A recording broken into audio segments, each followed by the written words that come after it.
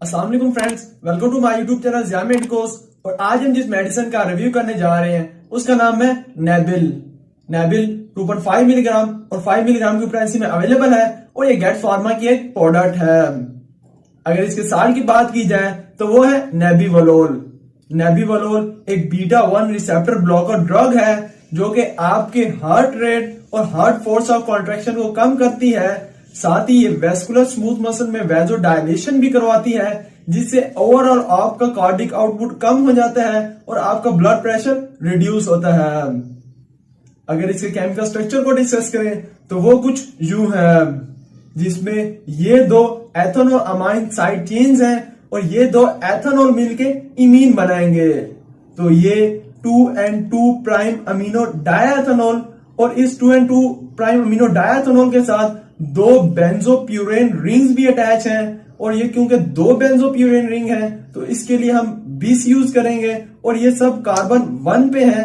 तो ये 1,1 प्राइम बिस 2,2 प्राइम अमीनो डायएथेनॉल बेंजोप्यूरेन 2L है। और इसके स्ट्रक्चर के साथ कुछ साइड चेन्स भी अटैच हैं, जैसा कि 6 फ्लोरो और डिहाइड्रो वगैरह।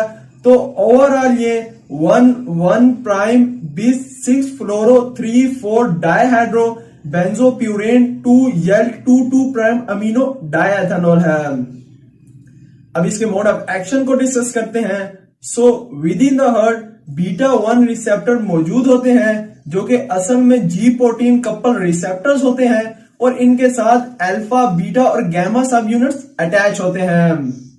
तो जब एड्रिनल ग्लैंड से एपिनेफ्रिन या नॉर एपिनेफ्रिन रिलीज होता है तो ये बाइंड होता है बीटा 1 रिसेप्टर से और एक्टिवेट करता है बीटा 1 रिसेप्टर की एक्टिविटी को।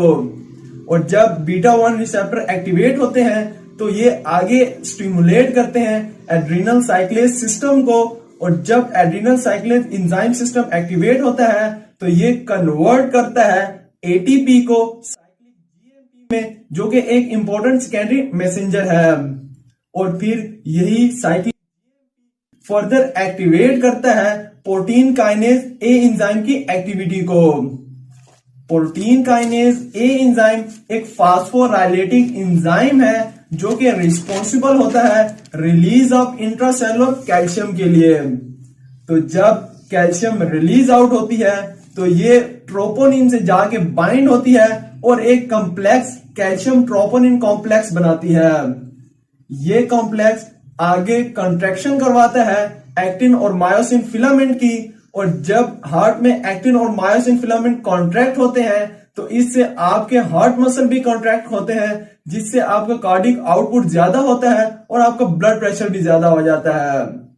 मगर ये ड्रग नेबिवोलोल एक बीटा रिसेप्टर ब्लॉकर ड्रग है जो कि इन बीटा रिसेप्टर की एक्टिविटी को ब्लॉक करती है, जिससे कैल्शियम रिलीज नहीं होती और हार्ट कंट्रैक्शन भी कम हो जाती है और ओवरऑल आपका ब्लड प्रेशर भी रिड्यूस हो जाता है।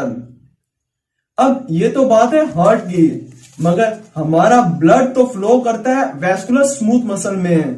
और हम जानते हैं कि ये जितनी भी बीटा ब्लॉकर ड्रग्स हैं, जैसे कि एटिनोलोल होगी, बिसोप्रोलोल होगी, कॉर्बिडोलोल होगी, टिमोलोल होगी या प्रोप्रोनोल होगी, ये सारी की सारी कार्डियो सिलेक्टिव यानी आपके हार्ट पे इफेक्ट करती हैं। मगर ये नेबिवोलोल आपके हार्ट पे भी इफेक्ट करती है और आपके वेस्कुलर स्मूथ मसल में वैजो डायलेशन भी करवाती है। अब इसमें होता यह है कि नेबिवोलोल रिलीज करती है नाइट्रिक ऑक्साइड को और ये नाइट्रिक ऑक्साइड फर्दर एक्ट करते हैं आपके वेस्कुलर स्मूथ मसल में, जहां ये एक्टिवेट करता है गुआनिन साइक्लेज पे और उसको उसकी एक्टिव फॉर्म में कन्वर्ट करता है।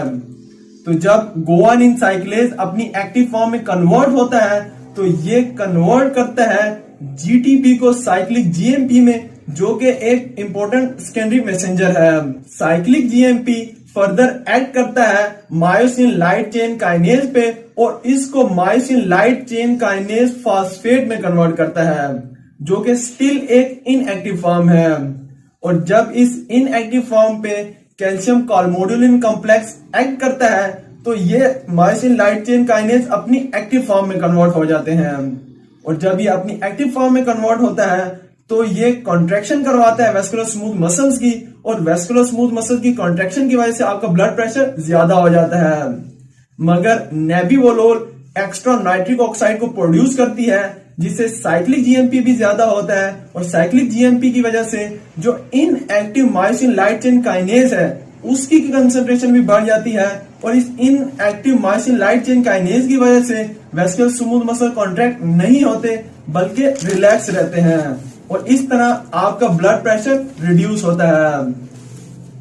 اب اس کی یوزیج اور کلینکل ایپلیکیشن کو ڈسکس کرتے ہیں. تو یہ ڈرگ مینلی فارمولیٹڈ ہے ہائپر ٹینشن کے لیے.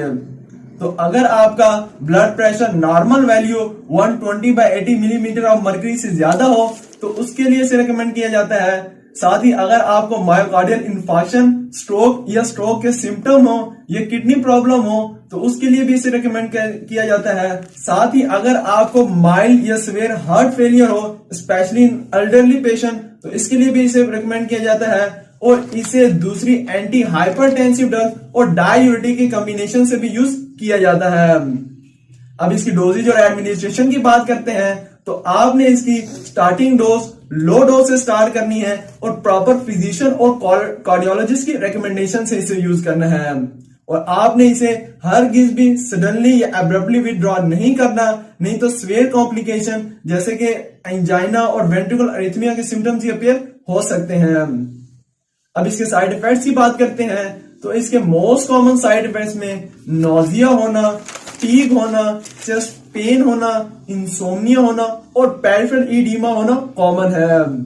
مگر کیونکہ یہ ڈرگ آپ کے لیور میں بیٹا 2 ریسپٹر کو بھی بلاک کرتی ہے جس سے گلوکوز کا لیول کم ہو جاتا ہے اور آپ کو ہائپوگلائسیمیا بھی ہو سکتا ہے, تو اسے ڈائبٹیز کے پیشنٹ میں کیئرفلی یوز کیا جاتا ہے. تو اگر آپ کو میری یہ ویڈیو اچھی لگی ہو تو میری اس ایفرٹ کو اپریشیٹ ضرور کیجیے گا. اپنا اور میرے اس یوٹیوب چینل کا ضرور خیال رکھیے گا. اللہ حافظ.